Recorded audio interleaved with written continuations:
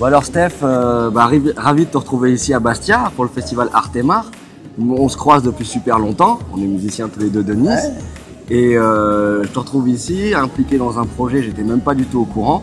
Donc en fait, je sais pas, est-ce que tu peux te présenter un peu et comment tu as atterri dans ce projet? Comment je t'ai rencontré?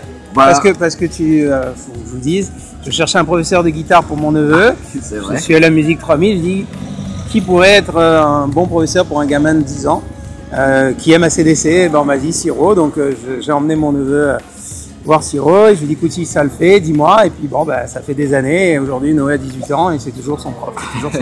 C'est vrai. Et voilà, et si mon petit neveu joue bien aujourd'hui et joue comme il joue, c'est grâce à toi, donc voilà. Et comment tu t'es retrouvé dans cette aventure par rapport au film cette fois-ci? Et surtout, je sais pas, nous on se croise depuis longtemps, tu as tenu ça secret, je savais pas du tout. Non, en fait, moi si tu veux, je suis fan de Police depuis que je suis ado.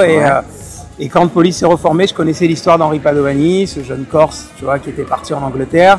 Je la connaissais, mais pas plus que ça. J'avais acheté le 45 tours à l'époque, le premier 45 tours Fallout que j'avais payé 500 francs. Et mon pote m'a dit, c'est fou, un 45 tours, 500 francs. J'ai dit, oui, mais il y en a que 5000.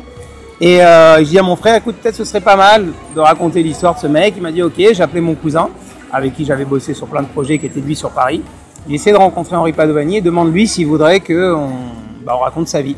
Et moi, j'espérais que Police l'inviterait au Stade de France pour jouer avec eux en septembre. Là, on était en mai 2007. J'avais déjà mes places pour aller voir Police. Et en fait, finalement, c'est ce qui s'est fait. Génial. Police a proposé, Sting a envoyé un mail à Henri en lui disant, écoute, est-ce que tu voudrais jouer avec nous Next to You, on rappelle. Donc voilà, il y a une sorte de truc qui se faisait. Et on a démarré ce projet un peu comme eux faisaient de la musique sans savoir tu vois, où on allait. On a loué des caméras, on l'a suivi. Et au bout de 3 ans, on s'est retrouvé avec ce film-là. Mon frère l'a produit jusque-là, donc on a eu la chance d'être sélectionné à Cannes. Voilà, c'est un projet. En 2010. 2010. Ouais. C'est un projet qui a été fait quand même dans la durée, quoi. Ouais, qui a été. Donc on a eu une projection avec un concert dans le cadre du cinéma de la plage pendant le festival de Cannes. Mais on n'avait plus les sous pour continuer plus loin, c'est-à-dire payer les droits musicaux, parce qu'il y a 23 chansons dans le film, avec des morceaux des Clash, des Pistols, il y a un peu toute la bande-son qu'on rêvait d'avoir. Et on n'avait pas non plus les sous pour payer les archives, les images d'archives aux chaînes de télé.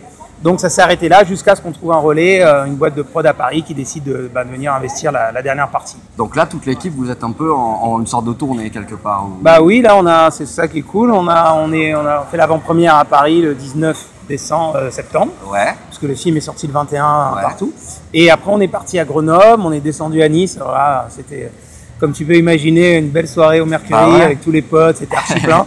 Donc voilà, 2 concerts d'Henri dans 2 salles, enfin voilà, on fait un super truc avec la bière Soca de Marcus, la Soca Biera, à la fin du concert, enfin un gros truc. Après on est allé à Lyon, Marseille et enfin on vient ici à Bastia chez Henri. C'est top, donc est-ce que du coup ça a une saveur particulière de le faire ici en Corse? Ah oui, parce que le film s'appelle Rock'n'Roll of Corse, qui était l'expression préférée d'Henri, il disait toujours of Corse, tu vois, quand il était en Angleterre. Et bah oui, parce que la symbolique, aujourd'hui, voilà, on a l'impression qu'on boucle quelque chose et qu'on démarre autre chose aussi, puisque après le film va sortir à partir de demain, il sera en salle à Bastia et à partir du 19, il sera en salle à Ajaccio. C'est génial, c'est top. Moi en tout cas, ça me fait trop plaisir, quoi. Qu'on se voit ici et que du coup, je vais découvrir aussi ce que c'est, donc c'est top, quoi. C'est parfait.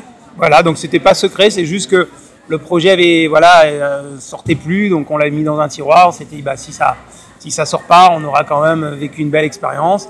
Et voilà, il a fallu que ça se remette en route. Donc voilà, ça s'est remis en route il y a un an et demi. C'est top. Et là, le déroulement de la soirée, c'est quoi? C'est donc projection, Alors, il y a une projection à 20h. Après, il y a 2 concerts. Il y a Glenn Matlock, qui était le bassiste originel des Sex Pistols, qui a composé la plupart des titres de leur seul album, qui sera là en acoustique, et qui va jouer les morceaux de cet album. Donc en acoustique. Et après, il y a un concert du groupe d'Henri, les Flying Padovanis, qui est un trio musical, basse, batterie, guitare. Et là, c'est vraiment du rock, un peu dans l'esprit des Ventures, Linkway, c'est instru, quoi. Gros concert. C'est parfait. Voilà. Merci Steph, autre chose Merci. Non, merci les gars, merci Siro pour tes nouvelles de voyage. On te suit sur Internet. Moi, je te suis. Top. Merci. C'est cool. Merci beaucoup Steph. Merci à toi.